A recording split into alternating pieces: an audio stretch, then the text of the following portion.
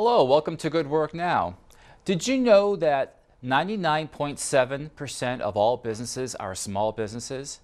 It's actually quite astounding. And today we're going to be focusing on tools and resources for you small business owners out there. I am very pleased to welcome to our show today Jim O'Neal.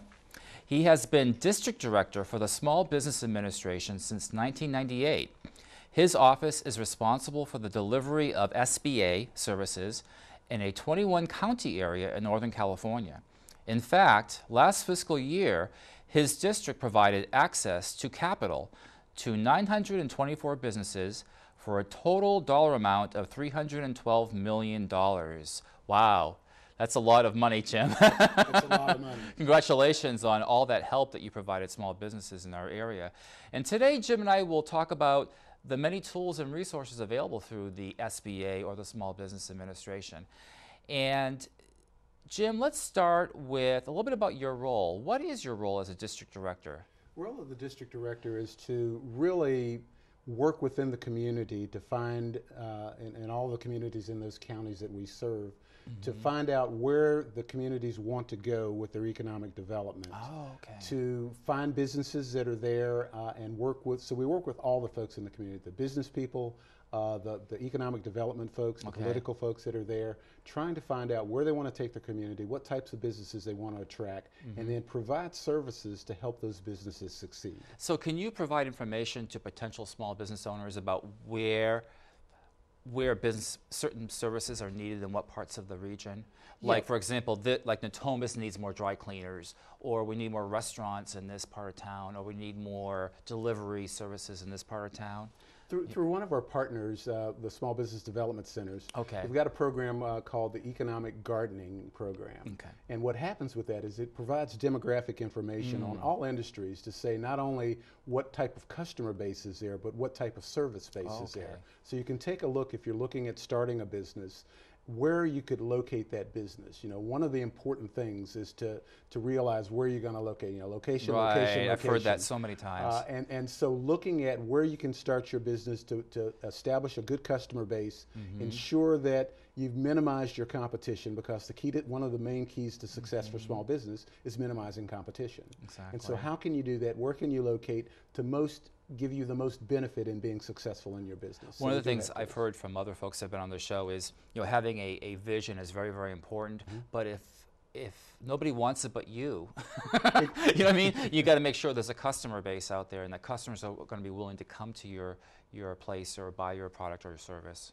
The difference between successful entrepreneurs and entrepreneurs, everyone has good ideas. Right. But how can you execute those ideas?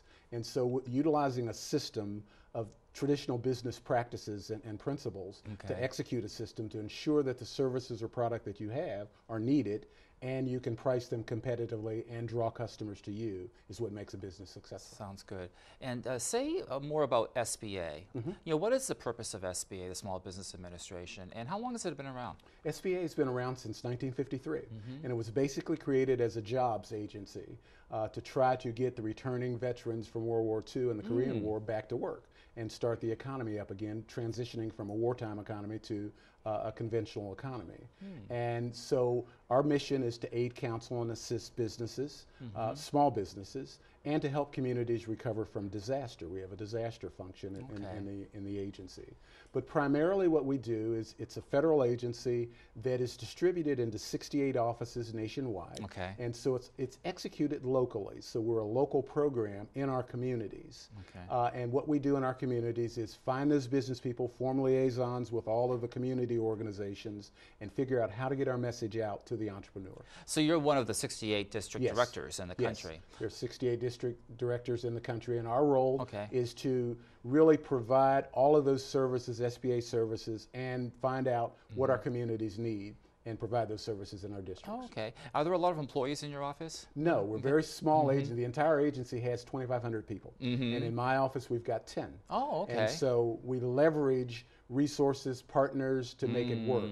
So when we say SBA, we've got a list of partners that really makes that work. As a matter of fact, for the viewers' information, we've got other shows similar. We had SCORE on last week or a couple weeks ago, and then we have the Small Business Development Center. Panda Morgan is coming on the show, and so we're trying to offer the viewers a lot of the different partners Right. that you folks work with. Let's talk a little bit about what is a small business. And I think this can be a little elusive, this definition.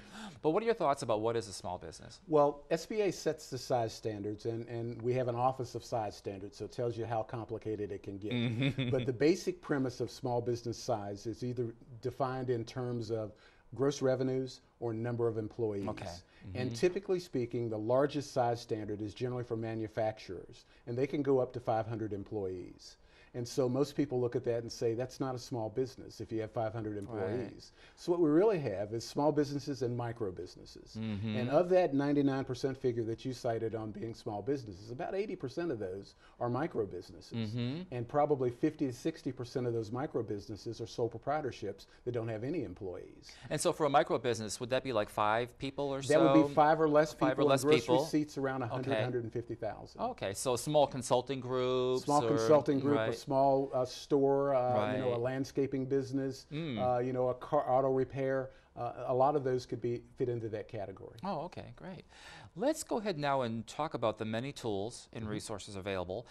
And let's start with the small business planner or small business planning. And I've heard this before over and over again that in order to be successful, you got to have a business plan. Exactly. So say more about what a business plan is and some of the help that you provide in that area. What a business plan is it's really taking, the big problem we have with entrepreneurs is that they have everything in their mind and they know where they want to go, but without editing that and putting it down on paper so you can really see what it is. The business plan should be a living document. And it really says who you are, what you bring to the table, what your business is, what you want to do with your business, and how you're going to achieve that. Looking at your competitive analysis, you know, and how are you going to generate revenue? Have you set your price points correctly? Who's your competition? Why are people going to come to you?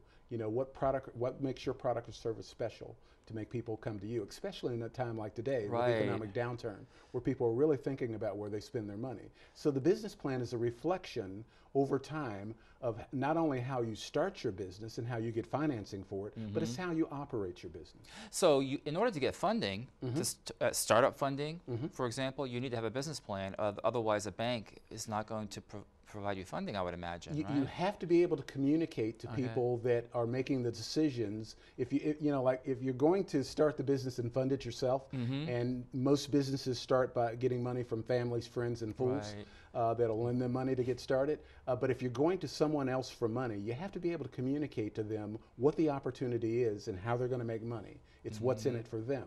And so in that process, you don't always get to have that personal one-on-one discussion with someone. It's generally a business plan that represents you. Oh, right, because you're not going to have that face-to-face. You don't have that face-to-face. Your paper is representing your idea. Exactly. Okay. Exactly. Wow, you are such a wealth of knowledge, Jim. I just wish we had some more time to pick your brain a little bit. But let me go ahead and provide viewers some contact information. If you would like to learn more from Jim or contact the Small Business Administration, the website where all these great tools are is www.sba.org.